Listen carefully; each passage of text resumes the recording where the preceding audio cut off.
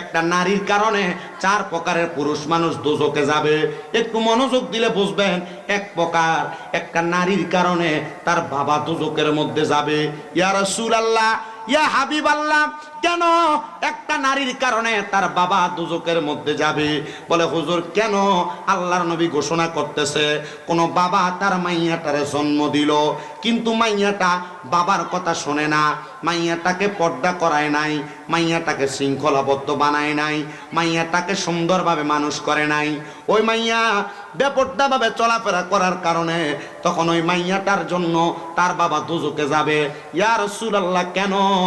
আল্লাহর নবী বলে, একটা মেয়ে মানুষকে যদি 40 জন বেড়া মানুষ দেখে, কয়জন? 40 জন বেড়া মানুষ দেখে, তাহলে ওই মাইয়াটা দাইয়ুস হয়ে যায়। জান্নাতের গেটের মধ্যে লেখা থাকবে, আদ-দাইয়ুসু লা ইয়াদখুলুল জান্নাহ, দাইয়ুস কোনোদিন জান্নাতে প্রবেশ করবে না। তখন ওই মেয়েটা যখন দোজখে যাবে, মেয়েটা বলবে, আমার আব্বা আমারে পর্দা করায় নাই, এই জন্য আমি মাইয়া আমার আব্বারে নিয়ে দোজখে যাব। 2 নাম্বার, একটা মেয়ের কারণে তার ভাই দোজখে যাবে। আপনাদের যাদের যাদের বোন আছে, আপনারা মনোযোগ দিয়া শোনেন মুসলমান। আপনার বোনকে যদি আপনারা পর্দা না করান, আপনি পর্দা করাইবেন দূরের কথা, আপনার মোটর সাইকেলের পেছনে কইরা লইয়া আপনি আপনার বোনকে ঘুরান, আপনার বোন চুল ছাইরা দিয়া স্কুলে যায়, আপনার বোন এলাকার কারোর বিয়ার মধ্যে যায় কাপড় পরা নাচে, না না না, এমন বেপর্দা আপনি আপনার বোনকে করানোর কারণে মাইয়া সাক্ষী দিব, আল্লাহ আমার ভাইটা আমারে পর্দা করায় নাই, এজন্য আমি মাইয়া বেপর্দা, আমি একা যাব না, আমার ভাইকে নিয়ে দোজখে যাব। 3 নাম্বার, এখানে আপনারা যারা আছেন, আপনারা কোনো না কোনো মহিলার স্বামী আছেন, এই স্বামী যারা আছেন, আপনারা আপনাদের বউদের কারণে দোজখে যাবেন।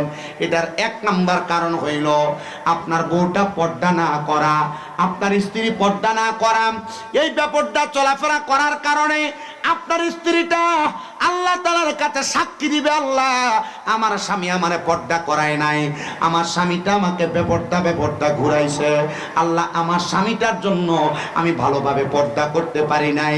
তখন বলবে, আমার স্বামীকে ছাড়া আমি দোজখে যাব না, তখন আপনার বউ আপনার নিয়ে দোজখে যাবে। এবার মুসলমান, এখানে আমরা যারা আছি, কোনো না কোনো মায়ের সন্তান, আপনি আপনার মায়ের কারণে দোজখে যাবেন। বলে হুজুর কারণ কি? আপনার মাকে আপনি পর্দা করান না, আপনার মাকে আপনি বেপর্দা রাখেন, আপনার মা এলাকার বিভিন্ন পুরুষের সামনে যায় ঘুরে, আপনার মা মুখটা ঢাকনা না দিয়া কেমন জানি এলোমেলো জামা কাপড় পইরা রাস্তার মধ্যে ঘোরাফেরা করে। আল্লাহর কসম, আপনি যদি আপনার মার পর্দা না করান, তাহলে আপনি আপনার মায়ের কারণে দোজখের মধ্যে যাবেন। তো আসেন কোন কথায় ছিলাম? কথা হচ্ছে মহিলারা সংসারে অশান্তি তৈরি করে। অশান্তির কারণ হইল 1 নাম্বার কারণ, আপনার স্ত্রী সর্বপ্রথম ইসলামিক শিক্ষায় শিক্ষিত না হওয়া।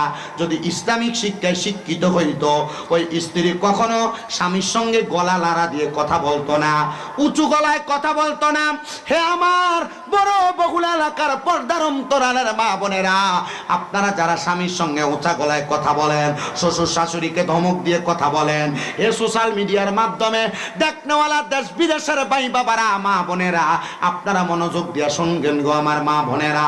আপনারা যদি আপনাদের স্বামীর সঙ্গে, আপনাদের স্বামীর সঙ্গে, শ্বশুর শাশুড়ির সঙ্গে, পরিবারের কারোর সঙ্গে ধমক দিয়ে একটু অপব্যবহার করেন, আল্লাহর কসম এই সাংসারিক অশান্তি তৈরি করার কারণে আল্লাহ তাআলা আপনাদের জন্য শাস্তি নির্ধারণ করেছে, আযাবুন শাদীদ, যন্ত্রণাদায়ক শাস্তি।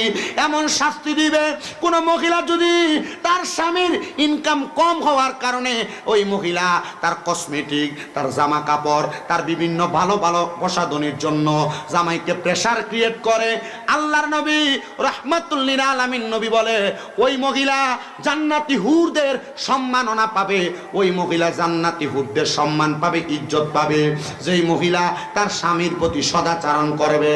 বর্তমান জামানায় এমন অনেক মহিলা আছে জামাইকে তুই করে ব্যবহার করে, নাই?